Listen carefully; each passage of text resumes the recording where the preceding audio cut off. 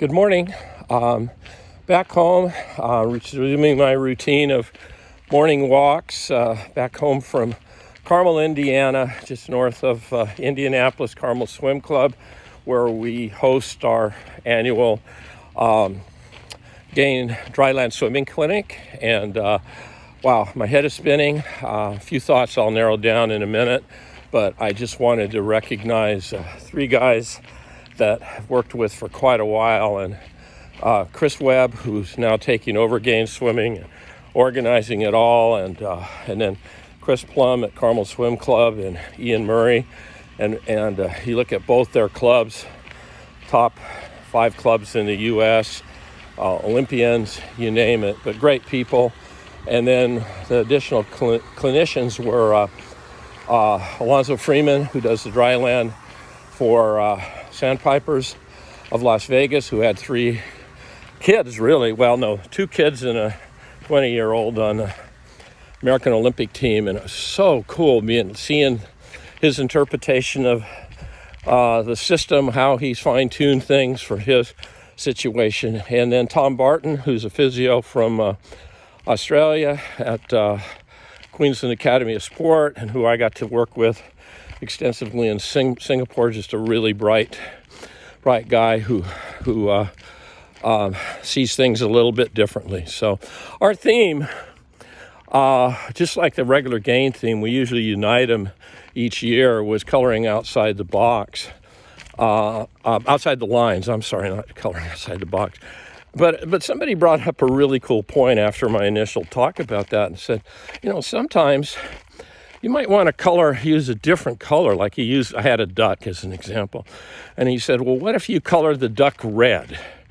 That would be, and so that's one thought in the morning walk to think about. But what really, my thoughts on the flight back, and 3-hour delay, and welcome to 2022 with a broken airline system and everything, but at least I made it home. I guess I should be thankful. But where do you go to learn professional development? There's a young coach there, I would say 25, working with a coach that I really admire, that I've mentored, and after the first night, came up with questions, and after each session, I only did be around, and his really insightful, incisive questions. And so we start to finish yesterday, and he comes up and he says, well, what advice would you give me? What direction should I go? And so I'll give you a couple to kind of capsule what I said to him. First of all is be professional. And we could go into a whole riff on that, but I'm not, be a learner. But to be a learner today, you have to have really an amazing filter. And so you've got to work first on developing your filter. And that's finding, truthful mentors, somebody who's going to really point you in the right directions, be willing to challenge you, and that you can challenge them.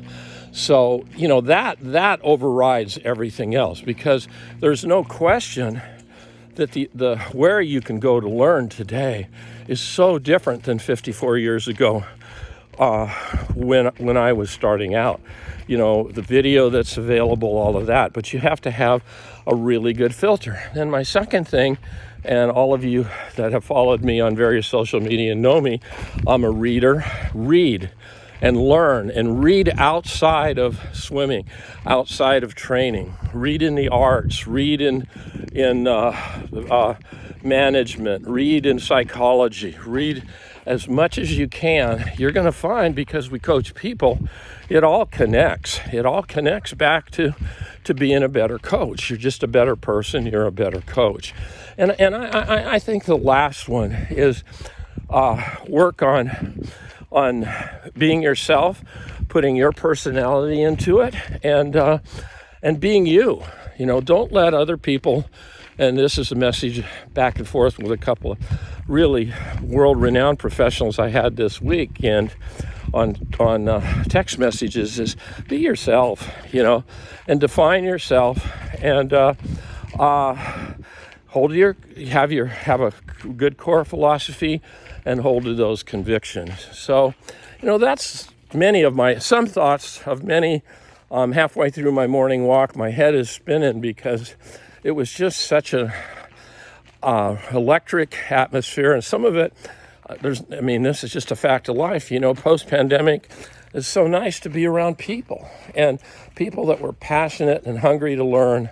And and I'll brag for the last part of this. The Gaines Swimming dryland system has evolved, and people to think I'm not new to swimming.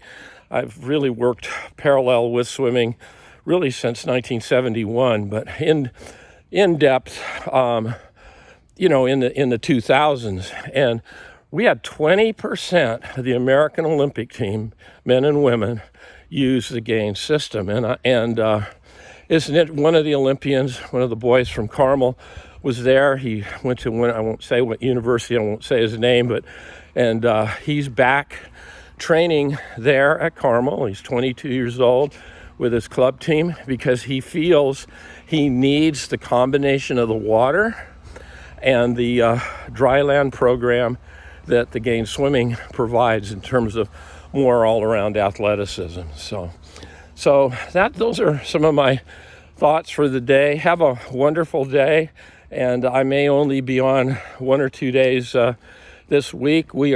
I'm so excited. On Friday, we get to go out to San Francisco and see my granddaughter, who we haven't seen for about 5 months, and help her celebrate her second birthday. So take care. Stay safe.